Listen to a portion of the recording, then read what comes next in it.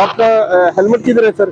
Sir sorry है जी, sorry sir. मेहमान आए पेशावर से। नहीं पेशावर से आप इतनी दूर आ गए बगैर हेलमेट? नहीं इधर ही है, वो इधर का है सर, हम लाइसेंस से उसूल वाले लोग। सर वो आप हेलमेट नहीं पहन के आए इतनी दूर से और आप इधर रहते हैं, इधर मोटरसाइकिल। हाँ तो फिर आपको हेलमेट पहनना चाहिए था। नहीं सर, हमें वो लाइसेंस इस्लामाबाद का बने हुए सर, वो उसूल वाले लोग हैं, ये नहीं कि उसूल सैयद रहीम। हाँ कानून को मानते वो नहीं है अल्हम्दुलिल्लाह, बस ये मिस्टेक हुआ है बस।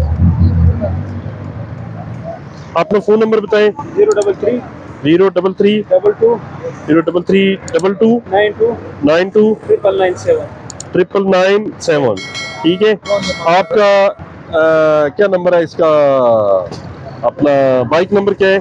बाइक नंबर ऊपर अच्छे है सर। है जी सर, क्या नंबर है? 7025 RIM 7025। 7025।